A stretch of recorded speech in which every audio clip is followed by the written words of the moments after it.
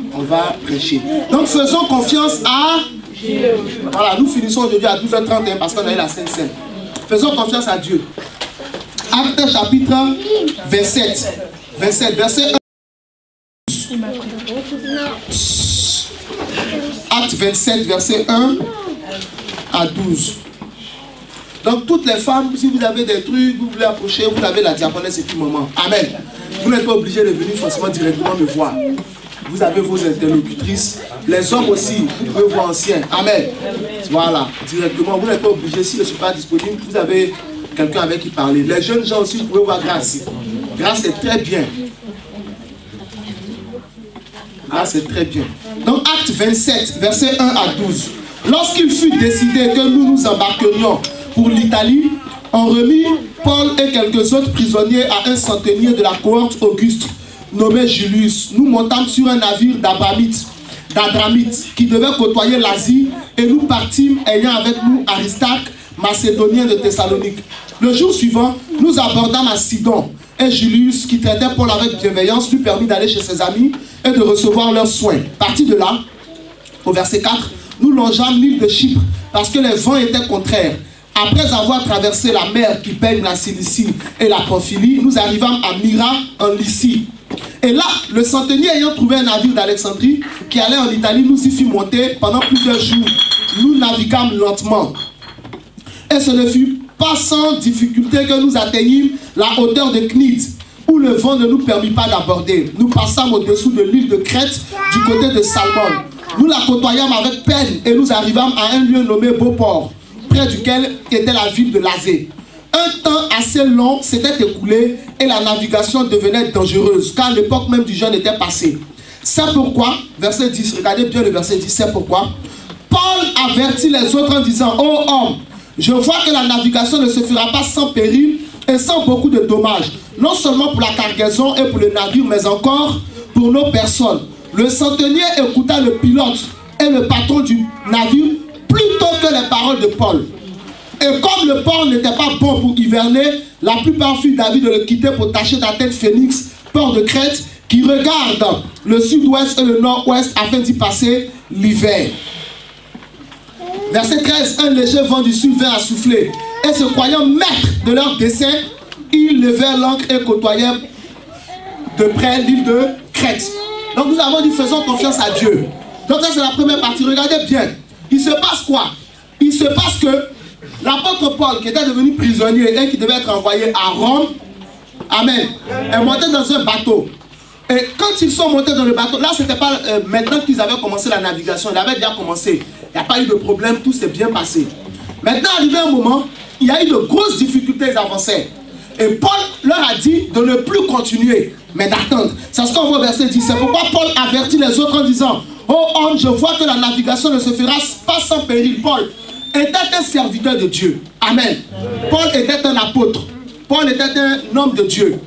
Et Paul, en tant qu'homme de Dieu, a averti les soldats, n'est-ce pas? Il a averti tous ceux qui étaient dans l'équipage. Il a averti le centenier, Julius. Il leur a dit de ne pas continuer, mais d'arrêter. Regardez le verset 10. Oh homme, je vois que la navigation ne se fera pas sans péril. C'est-à-dire, le voyage que nous voulons entreprendre là, je sais qu'il sera compliqué. Il ne va pas se faire sans péril. En route, ça sera difficile pour nous. Donc, et sans beaucoup de dommages, non seulement pour la cargaison et pour le navire, mais encore pour nos personnes. Donc, tous nos biens sont menacés. Le bateau, le navire est menacé. Mais nous-mêmes, nos vies seront menacées. C'est une manière de dire ne continuons pas. Paul était serviteur de Dieu. Il était principalement apôtre. Appelons-le pasteur. Là, ça passe plus vite pour nous tous. Amen. Paul, en tant que pasteur, était en train de les avertir. C'est ce qu'on dit au verset 10. C'est pourquoi Paul avertit les autres. Il leur donnait un avertissement pour dire de ne pas partir. Parce que le danger nous guette sur la route. Non seulement un danger pour le navire, un danger pour toute la cargaison, donc tout ce qui est dans le navire, et puis un danger véritable pour nos propres vies. Mais la Bible dit au verset 11 que le centenier, regardez dans les Écritures, que le centenier écouta le pilote et le patron du navire plutôt que les paroles de Paul. Donc, le centenier qui est donc celui qui est établi sur 100 soldats, qui dirigeait tous les prisonniers, parce que dans le bateau, il n'y avait pas que Paul qui était prisonnier. Il y en avait d'autres aussi. Le centenier qui dirigeait les choses a entendu le pasteur Paul parler. Il a entendu l'homme de Dieu avertir. Il a entendu l'homme de Dieu dire non, ne suivons pas ce chemin-là. Non, ne partons pas. Parce que le danger nous guette devant. Parce que devant, ça ne sera pas bon pour le navire. Parce que devant, ça ne sera pas bon pour la cargaison. Parce que devant, ça ne sera pas bon pour notre vie. Restons. Mais le centenier, après avoir entendu l'homme de Dieu parler, a préféré écouter les paroles du pilote. Qui est le pilote? C'est quelqu'un qui a suivi une formation pour piloter un bateau. C'est quelqu'un qui a suivi une formation pour la météo. C'est quelqu'un qui a suivi une formation pour pouvoir naviguer en mer. Et même quand il y a des tempêtes, il sait comment gérer le navire pour ne pas que le navire se détruise. C'est quelqu'un qui est payé pour ça, qui a été formé pour ça et qui connaît le travail qu'il fait. Alors, le centenier avait le choix entre écouter quelqu'un de naturellement formé pour un travail naturel et terrestre, ou écouter quelqu'un qui est rempli du Saint-Esprit et qui parle au nom de celui qui connaît les temps et les circonstances.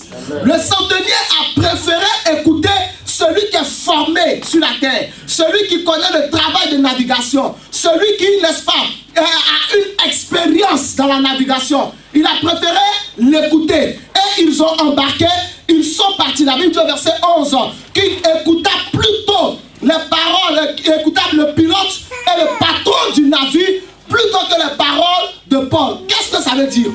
Ça veut dire que lorsque Paul a fini de parler, le centenier est allé voir le patron du navire et il est allé voir le pilote et leur a expliqué ce que Paul a dit. Certainement que le patron du navire et le pilote lui ont dit: n'écoute pas ce monsieur. Nous, c'est notre travail. Lui, il n'est pas pilote. Il ne connaît rien à la mer. Il ne connaît rien à la navigation. Nous connaissons la navigation. Cela fait très longtemps que nous sommes sous les eaux. Ce n'est pas la première fois que nous prenons ce chemin. Alors, il ne nous arrivera rien de mal, ni à nous, ni à notre cargaison, ni au navire. Ne l'écoute pas, écoute-nous. Le centenier a fait confiance à des personnes qui sont formées. Dieu n'est pas contre ça. Dieu est celui qui nous a dotés de l'intelligence. Dieu est celui qui nous a dotés de la sagesse. Dieu est celui qui nous a dotés de la connaissance. C'est le Seigneur qui a fait Adam. C'est lui qui l'a placé dans le jardin d'Éden. C'est lui qui lui a dit de nommer tous les animaux. Donc Dieu veut que notre intelligence se développe. Dieu veut que nos connaissances se développent. Il a dit: assujettissez la terre, remplissez-la, multipliez-vous. Donc Dieu est d'accord quand un homme utilise son intelligence. Dieu est d'accord quand une personne, quand une femme, quand un jeune homme, quand une jeune fille utilise son intelligence. Dieu ne veut pas être à notre place dans tout ce que nous faisons. Le Seigneur n'est pas contre la formation du pilote. Le Seigneur n'est pas contre la formation du patron du navire. Dieu est pour ça. Ils sont allés à l'école pour se rendre utiles pour l'heure prochaine. Comme toi et moi, nous sommes allés à l'école. Comme toi et moi, il y a des domaines que nous maîtrisons. Il y a des choses que nous connaissons. Et sachez-le, le Seigneur est réjoui lorsque ses enfants connaissent des choses. La connaissance humaine fait du bien à Dieu. La sagesse de l'homme fait du bien à Dieu. Parce qu'elle vient de Dieu. C'est Dieu lui-même qui nous a donné l'intelligence pour coudre des vêtements. C'est Dieu lui-même qui nous a donné l'intelligence pour construire des maisons. C'est Dieu lui-même qui nous a donné l'intelligence pour fabriquer des chaises, pour construire des voitures, pour faire des bijoux, pour faire des bateaux, pour faire des voitures. Et Dieu veut que chacun de vous ici devienne quelqu'un qui va aussi à son tour inventer quelque chose plus tard. Dieu veut que toi aussi tu réussisses quelque chose plus tard au nom de Jésus-Christ. Dieu veut que ton nom soit inscrit dans ceux qui ont apporté une chose nouvelle à l'humanité.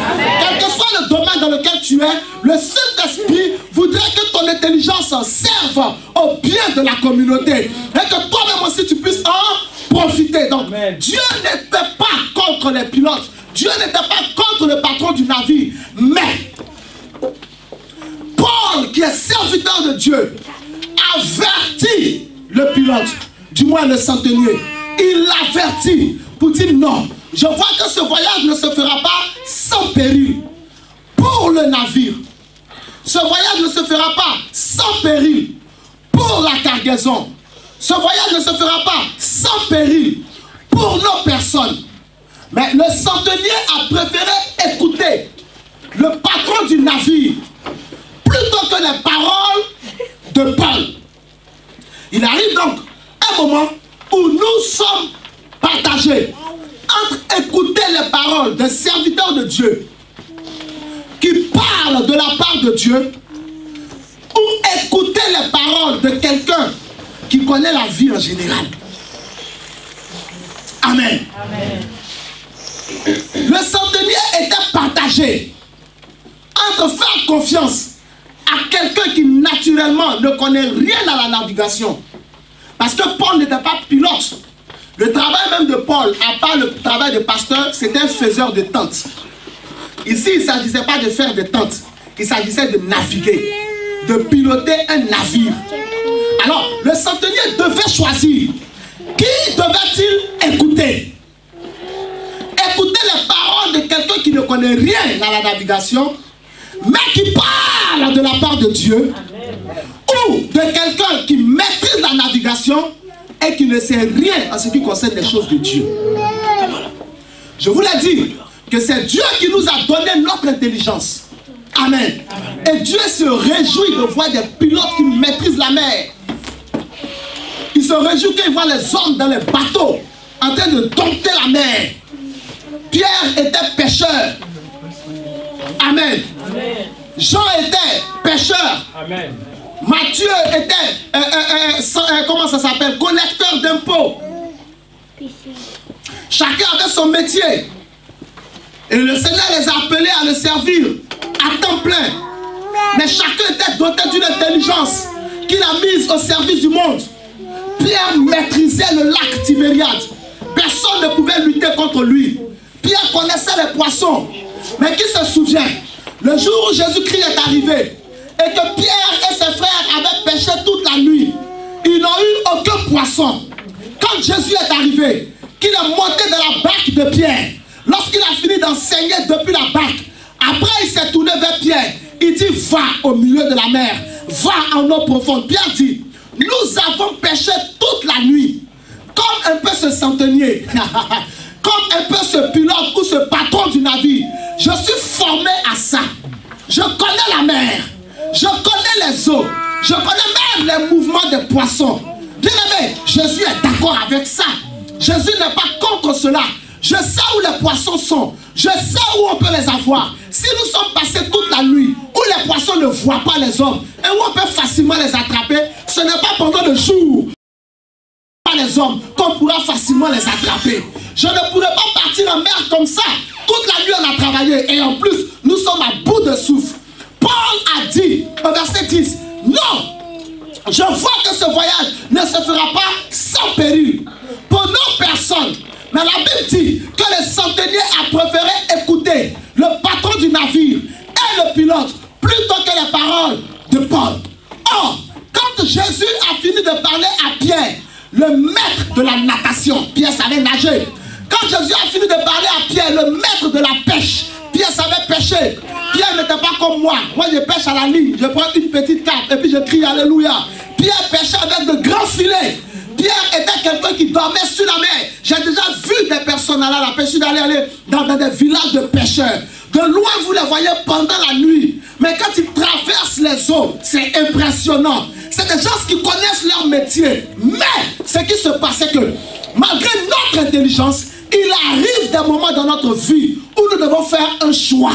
Où nous sommes confrontés à une situation. Et nous avons besoin d'une révélation pour pouvoir nous aider. Notre intelligence nous vient de Dieu. Mais Dieu ne veut pas prendre chaque fois notre place, ou Dieu ne veut pas s'imposer dans notre vie, ou nous faire disparaître. Non, ce n'est pas cela le but de Dieu. Mais quand Pierre est parti, et que Pierre est revenu sans poisson, ça fait mal à Jésus. Ça fait mal au Seigneur. Quand Dieu, depuis son trône, a vu que si Paul et tous les autres qui sont là partaient, ils seraient en danger. Ça fait mal au Seigneur. Est-ce que quelqu'un me suit ce matin? Amen. Dès lors que le Saint-Esprit, qui voit à l'avance, en Daniel chapitre 2, verset 25, il est écrit, car Dieu est le maître des temps est le maître des circonstances. Quand Dieu voit à l'avance qu'un malheur peut arriver, quand tu vois à l'avance que le chemin sur lequel tu veux t'engager, mais que d'habitude tu maîtrises, je veux bien attirer votre attention dessus. Ce n'était pas le premier voyage de ces pilotes-là. Ils avaient l'habitude de naviguer. Et ils avaient déjà commencé à naviguer avec Paul. Le Seigneur n'avait pas parlé. Pourquoi? Parce qu'il n'y avait pas de danger devant. Mais quand Dieu est intervenu, c'était pour avertir. Comme le Seigneur sait que le chemin que tu empruntes, devant le diable prépare un piège contre toi, où la nature peut se lever contre toi, où tu vas connaître un échec, ou bien tu seras malheureux devant, où tu vas devenir sans ressources, comme Pierre est revenu sans ressources, comme tout l'équipage de ce bateau pouvait être en danger de mort. Le Seigneur à cet instant se permet d'intervenir. Ici il est intervenu par son serviteur. Aujourd'hui il continue de faire la même chose par le Saint-Esprit. Nous avons notre propre vie. Nous avons le droit de gérer notre vie. Nous avons le droit de prendre nos décisions. Parce que le Seigneur nous a dotés d'intelligence et de bon sens pour pouvoir continuer à vivre sur cette terre. Et pouvoir nous réjouir et prendre nos décisions comme des personnes adultes et conscientes. Mais mes bien-aimés, sachant que nous sommes que des humains. Et il y a des choses que nous ne voyons pas. Il y a des choses que nous ne maîtrisons pas. Il y a des choses qui peuvent nous échapper. Daniel chapitre 2 verset 25 dit que Dieu est le maître des temps et le maître des circonstances. Le pilote connaissait la navigation, mais il n'était pas le maître des temps, ni le maître des circonstances. Le patron du navire maîtrisait la navigation, mais il n'est pas le maître des temps, ni le maître des circonstances. Paul a averti tout le monde. Parce que celui qui est le maître des temps et des circonstances, lui a certainement parlé. Quelle place donnons-nous aujourd'hui aux paroles d'un homme de Dieu? Que valent les paroles d'un homme de Dieu, surtout en Europe, où tout le monde est devenu tellement sage et tellement intelligent que Dieu n'a pas la place pour parler dans leur vie? Quelle place donnons-nous aujourd'hui aux paroles de Jésus? Quelle place donnons-nous aujourd'hui aux conseils de Jésus? Le centenier a préféré écouter des gens qui sont formés. Ici en Europe, la parole de Dieu n'a aucune valeur. La parole de Dieu n'a aucune place. Les pasteurs n'existent pas, ils n'ont aucune valeur. Personne ne peut faire confiance à un pasteur. Ici en Europe, on demande pardon aux gens pour aller à l'église. On les supplie pour venir à l'église. Et la plupart d'entre nous, on a toujours une raison de ne plus nous occuper de Dieu. En disant toujours, dans ce pays-là, dans ce pays-là. Quelle place donnons-nous aujourd'hui?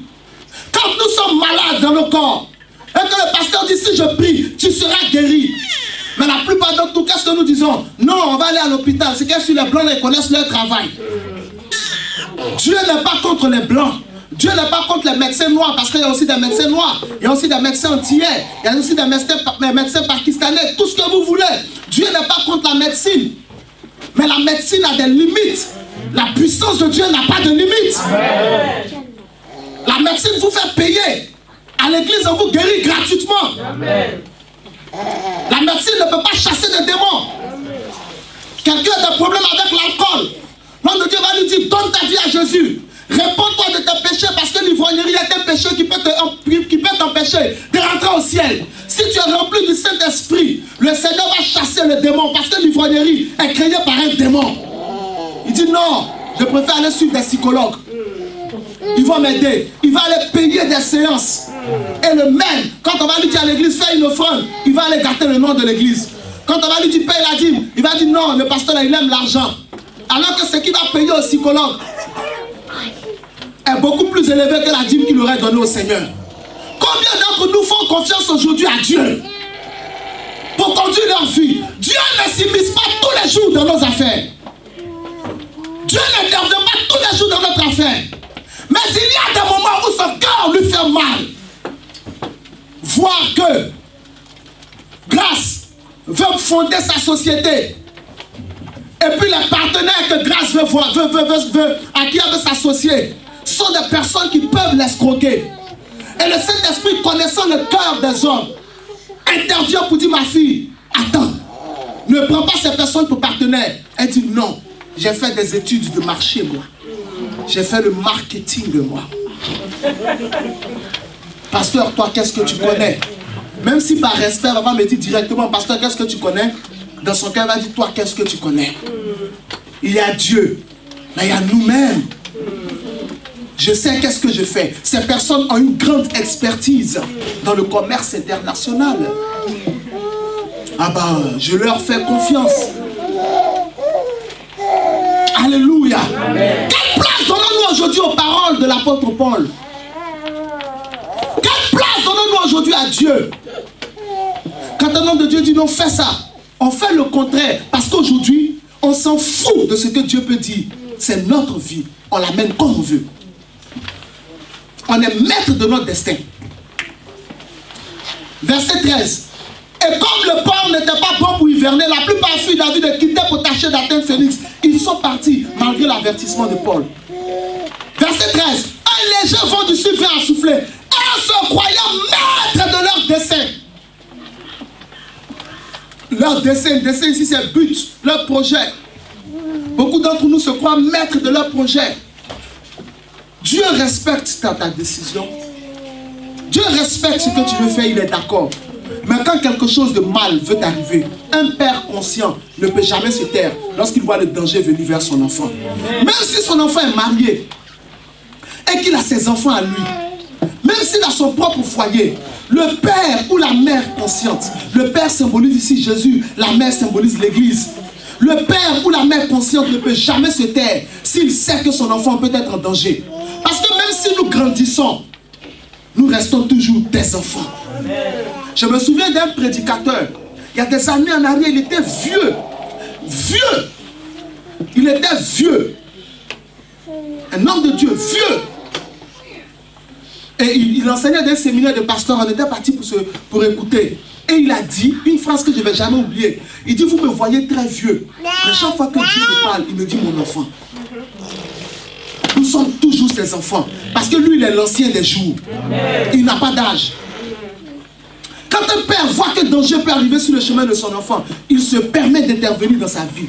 Pour dire, mon fils, fais attention. Parce que dans ce temps-là, tu as pris telle direction. Je ne veux pas que tu prennes cette direction-là. Rebrousse ce chemin.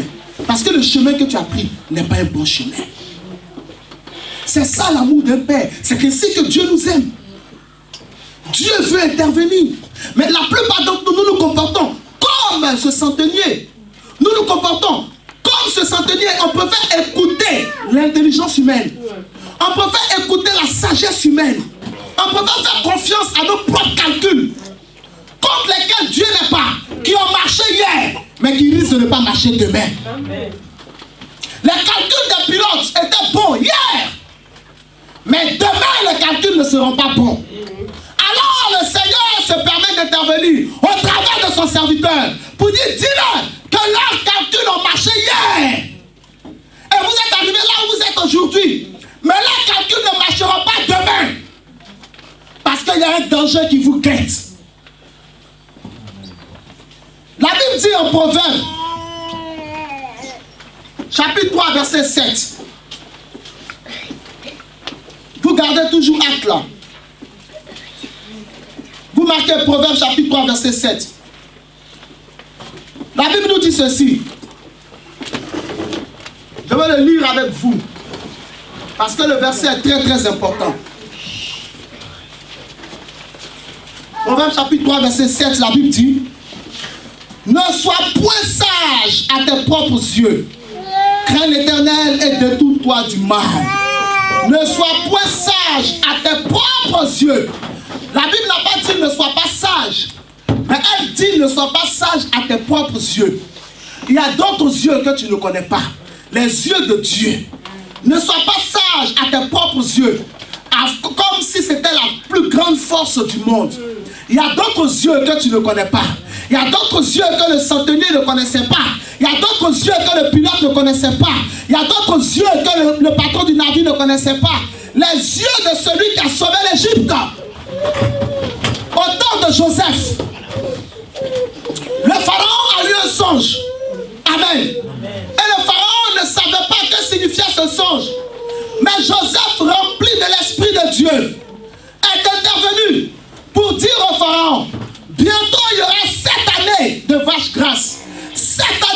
bénédiction où l'Égypte sera multimilliardaire.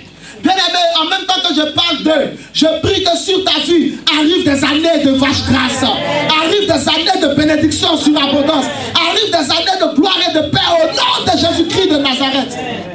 Il y aura 7 années d'abondance dans toute l'Égypte.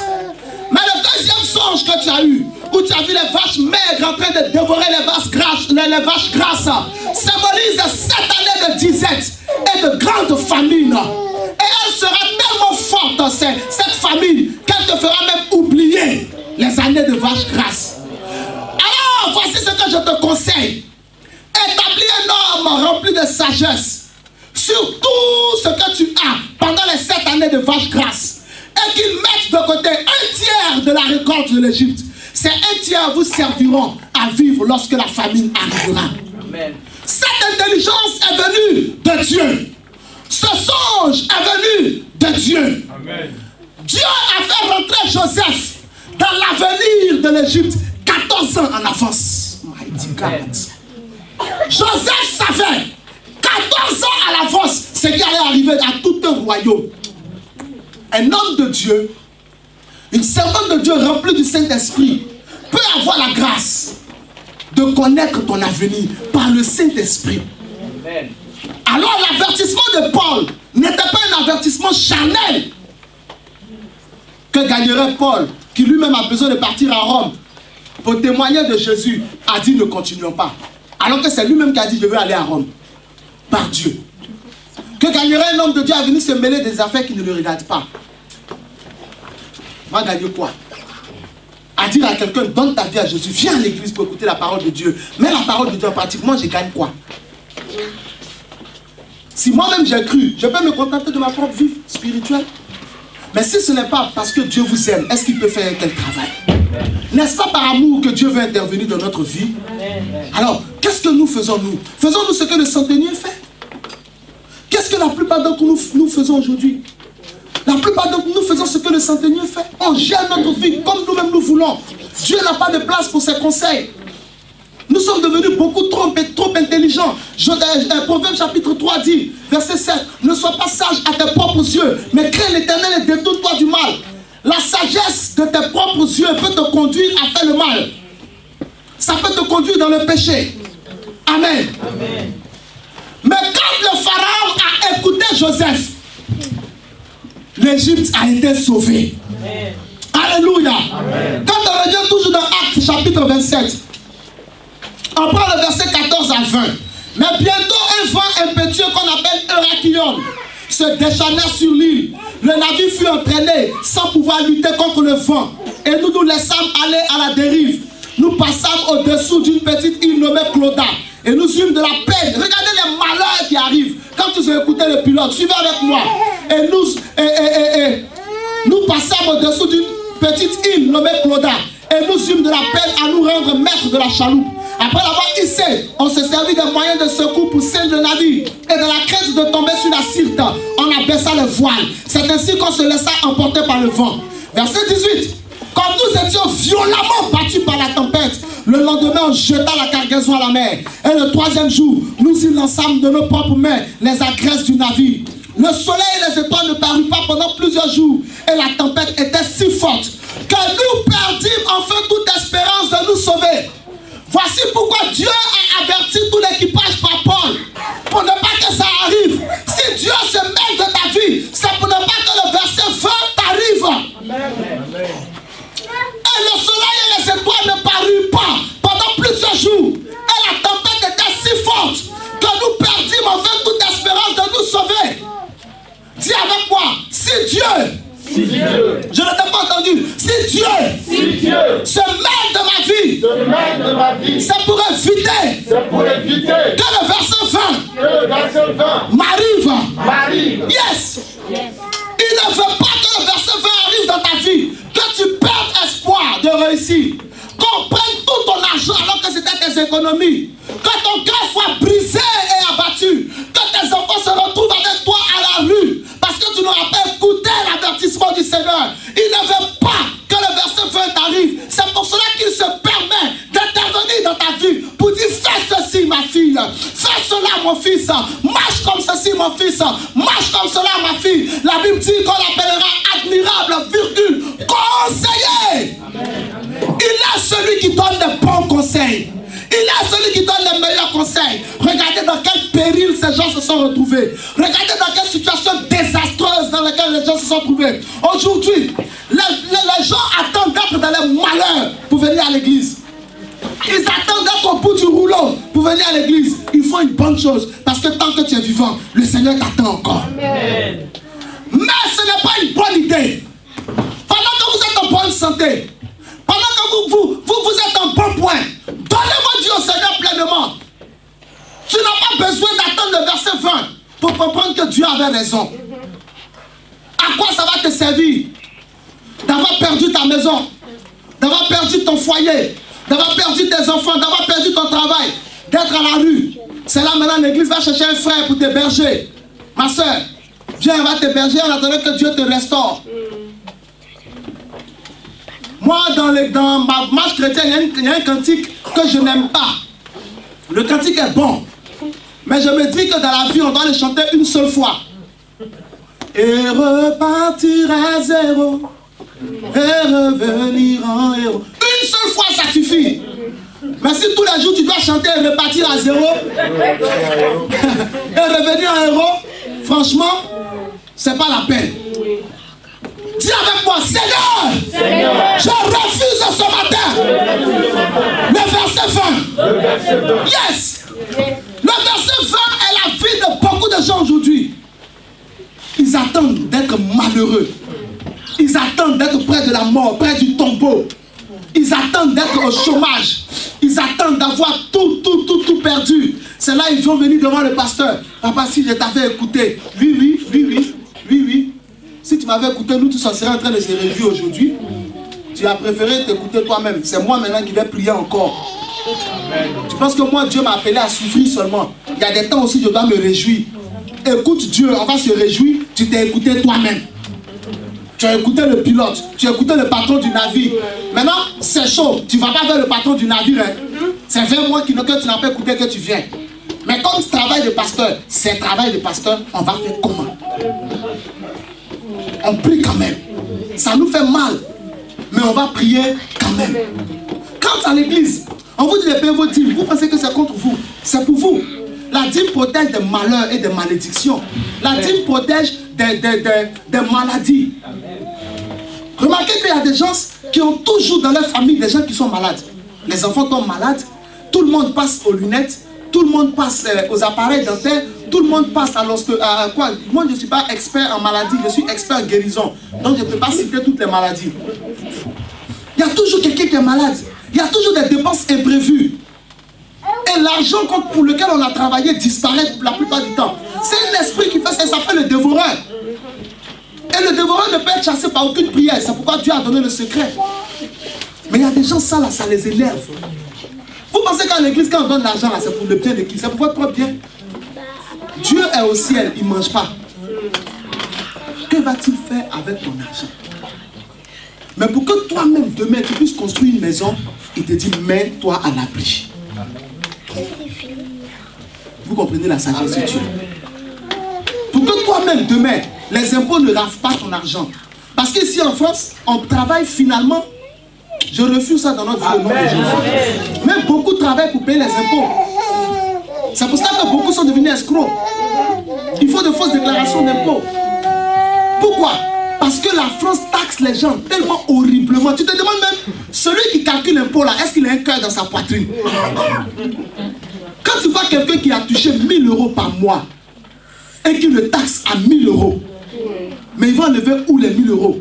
Et en plus, ça te donne un délai tellement court que tu n'as même pas le choix.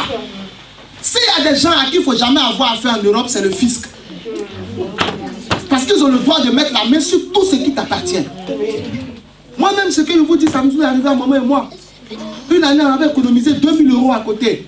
Les impôts sont venus nous attaquer, taxer à 1920 €. Ils nous ont laissé 80 centimes. On a pris nos économies pour payer des impôts. Ça m'a fait tellement mal.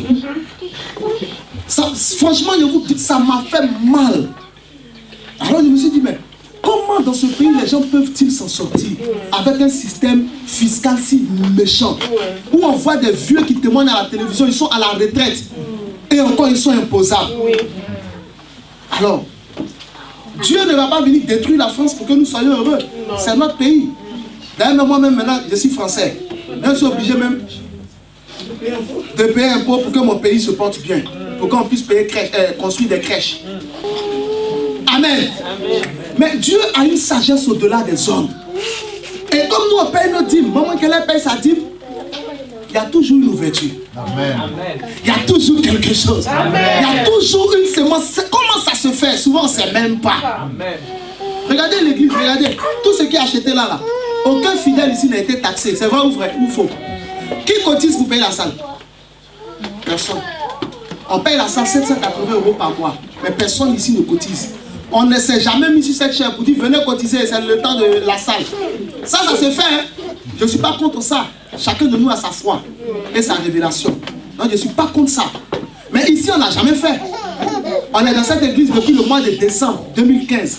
Jamais quelqu'un s'est mis ici et jamais quelqu'un ne se mettra sur cette chaire pour vous appeler à cotiser pour payer la salle. Amen. D'où vient l'argent? Dieu est fidèle. Toutes les choses que vous voyez, on les a payées nous-mêmes par la foi. La sonorisation, on l'a payé nous-mêmes par la foi. Avec le clavier, on l'a payé nous-mêmes. Tous les tissus, ça c'est ancien sa femme qui ont brodé dessus. L'ancien puis la diaconesse. Amen. Tous les tissus que vous voyez, super qualité, on a tout acheté par la foi. Quand tu donnes ton argent à Dieu, Dieu a l'argent pour te donner. D'où ça va venir, toi tu ne sais pas, mais ce qui est sûr, c'est dans ta main. Tu n'as pas bien dit amen. Alors, quand tu n'as pas écouté Paul, voici ce qui leur est arrivé. Je ne veux pas que ça vous arrive au nom de Jésus. Dieu ne veut pas que vous deveniez pauvres pour maintenant réfléchir. Si j'avais écouté Dieu. Dieu ne veut pas que tu sois malheureux pour maintenant réfléchir. Réfléchissez avant que le malheur n'arrive.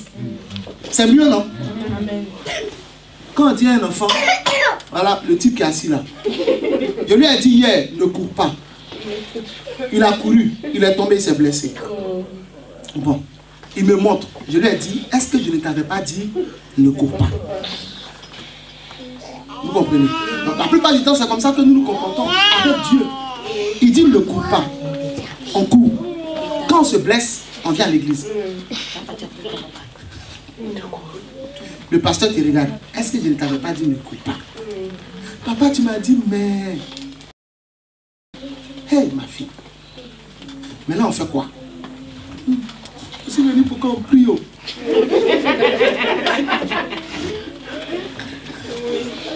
Bon. D'accord, on va prier. On va faire comme. L'amour supporte tout. Acclame le Seigneur ce matin. Maintenant, regardez, verset 21. On n'avait pas mangé depuis longtemps. On passe à la deuxième partie. On n'avait pas mangé depuis longtemps. Alors Paul se tenant au milieu de leur dit, oh homme, il fallait m'écouter. Amen. Il y a une seule personne qui a dit amen. Amen. Je vais répéter, tout le monde a dit amen, je souhaite ça. Il fallait m'écouter. Voilà.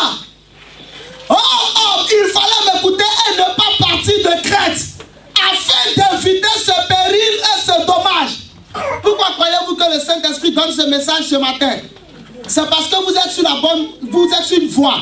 Il veut que vous l'écoutiez pour ne pas prendre le mauvais chemin.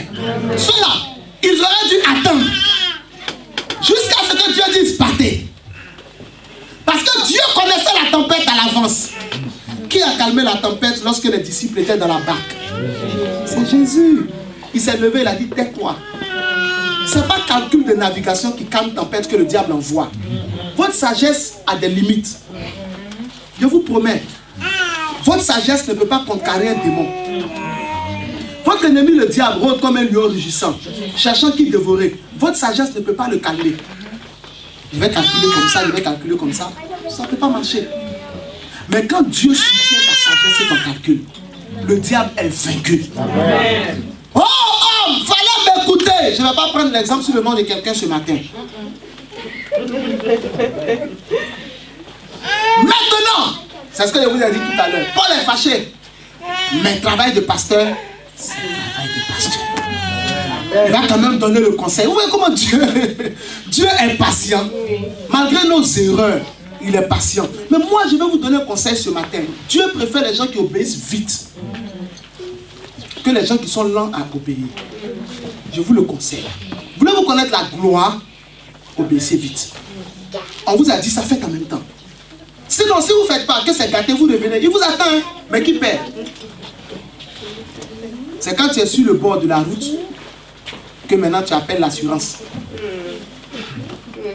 Est-ce que vous êtes assuré chez nous? Non, mais c'était pour voir si je pouvais prendre l'assurance. Comme là, j'ai une voiture en panne. D'accord? Il n'y a pas de problème. Réglez votre problème avec la voiture d'abord. Et puis rappelez-nous.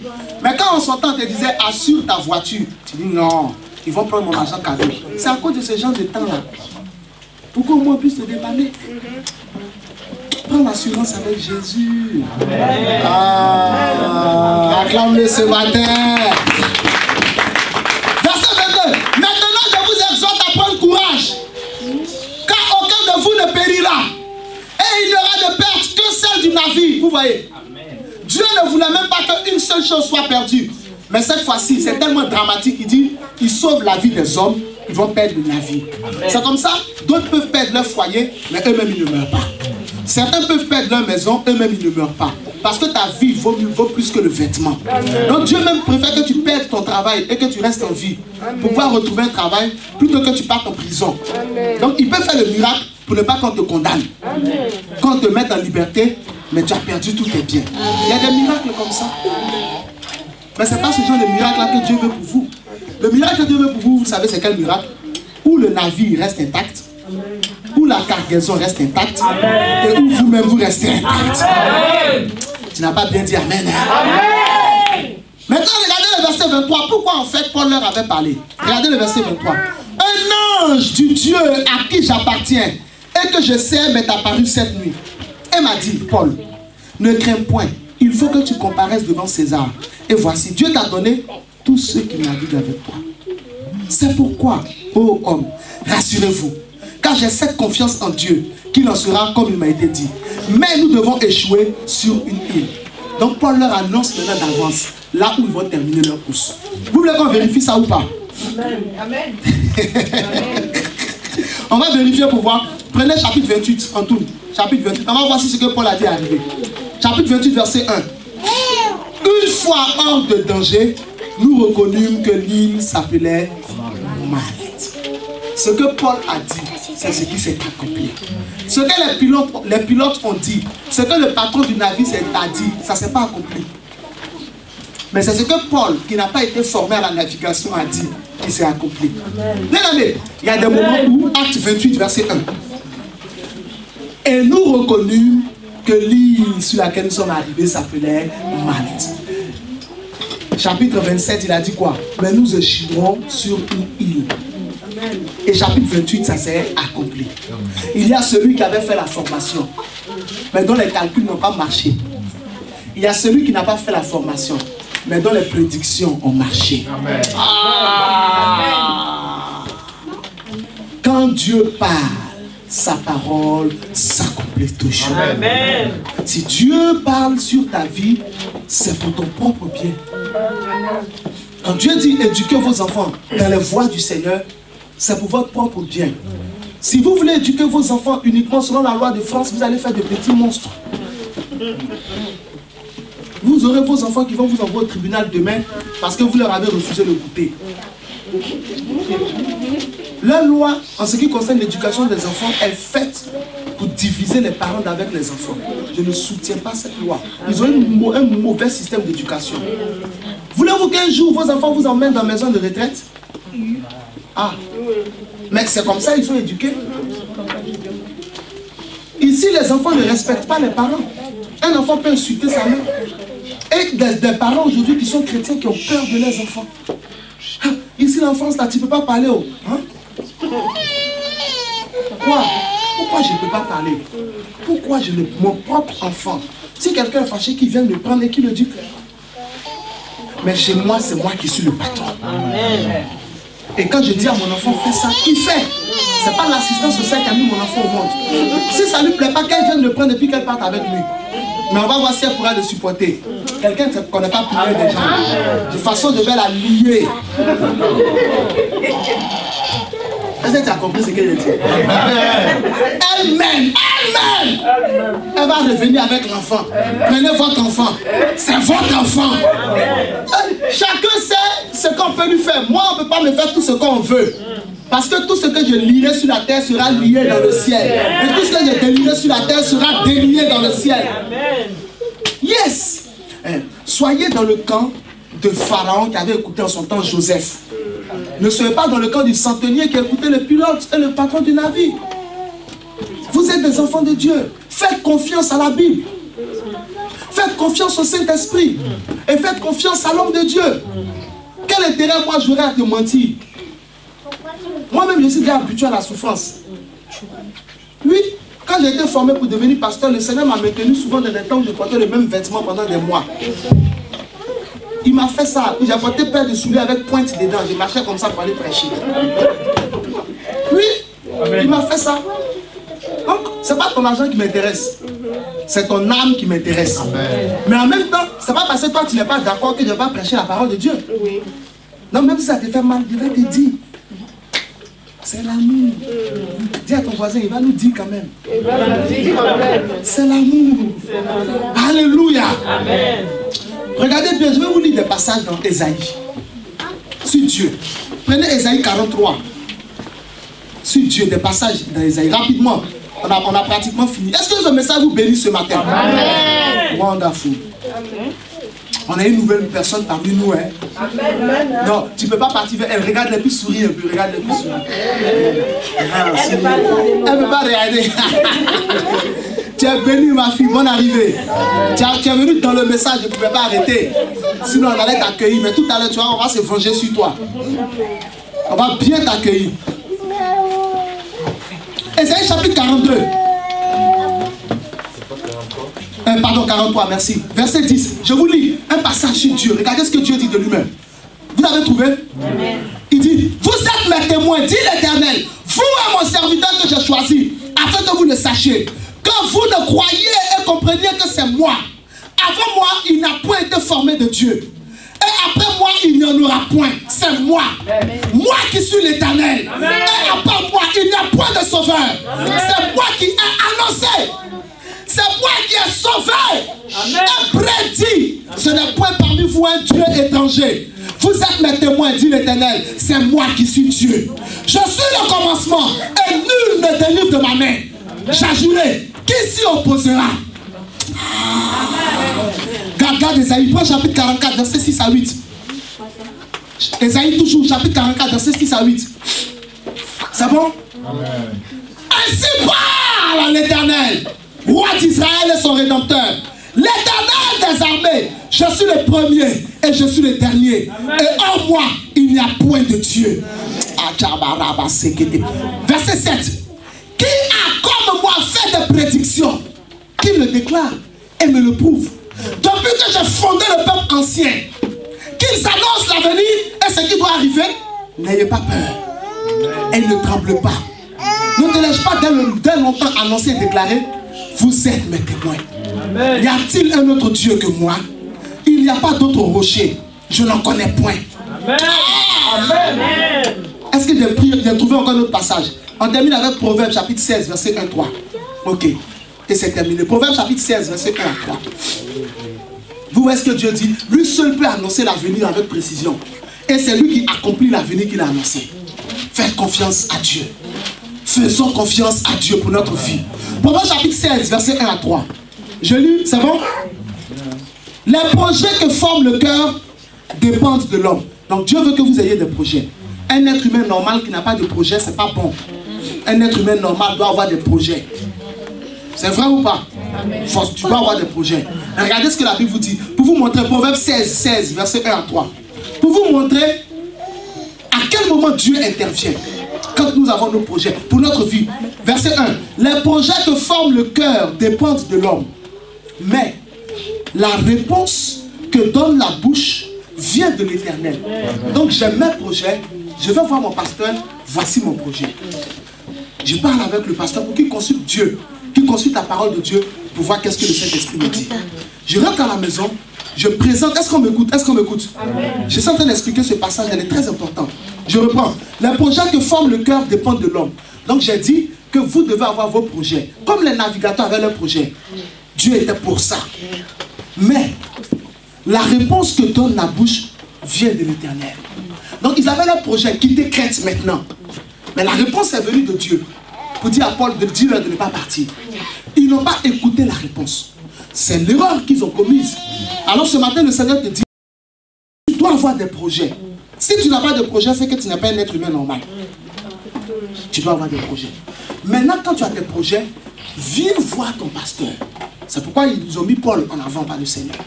Tu lui présentes, voici le projet que j'ai. Je suis venu voir ce que Dieu dit. Tu peux mettre ton projet sur papier. C'est un exemple concret que je vous donne. Présenter ça, c'est ton intelligence avec Dieu. Tu as réfléchi. Tu mets et tu présentes à Dieu. Après, quand tu rentres chez toi, toi-même, tu te mets aussi dans le jeûne, dans la prière, pour présenter à Dieu. Et tu attends la réponse que donne la bouche. Pour voir qu'est-ce que Dieu dit. Si Dieu dit, mon fils, je suis avec toi, fonce, tu ne réfléchis plus. Même si devant t'a dit non, regardez la suite. Toutes les voies de l'homme sont pures à ses yeux. Mais celui qui pèse les esprits, c'est l'Éternel. Verset 3. Recommande à l'Éternel tes œuvres et tes projets. La troisième chose qui va t'arriver, c'est que tes projets vont réussir. Pourquoi? Parce que tu auras compris le secret. C'est de recommander ses œuvres à l'Éternel. Recommande l'éducation de tes enfants à Dieu. Éduque-les selon la parole de Dieu. Toi-même, laisse-toi éduquer par la parole de Dieu. Prie, jeûne, cherche la face de Dieu. Quand Dieu veut intervenir dans ta vie, écoute-le. Toute sagesse que le Seigneur manifeste pour vous, écoutez-la. Mettez en pratique, mais ne vous amusez pas à dire oui à Dieu et à faire le contraire. Ne soyez pas comme le centenier qui a préféré écouter des gens formés au lieu d'écouter un homme de Dieu, rempli du Saint-Esprit qui a annoncé l'avenir.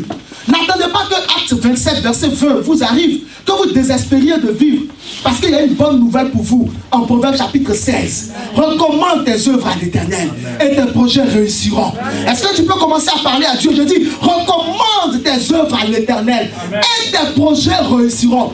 Je veux que tu puisses prendre conscience ce matin que chaque fois que tu as écarté Dieu de ta vie, tu as péché contre Dieu. Tu as mal fait. Mais il est temps pour toi aujourd'hui de revenir à Dieu totalement et de lui recommander tes œuvres afin que tes projets réussissent. Ta vie peut connaître le succès.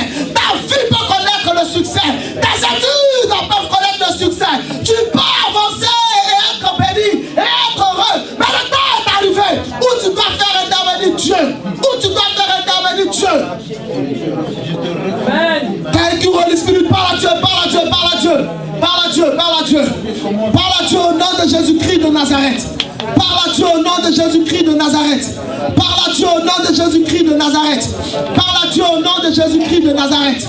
Parle à Dieu ce matin. Il y a possibilité pour toi de réussir. Continue à prier, parle à Dieu ce matin, parle à Dieu. Parle à Dieu, parle à Dieu, parle à Dieu, parle à Dieu, parle à Dieu ce matin. Recommande-lui tes projets.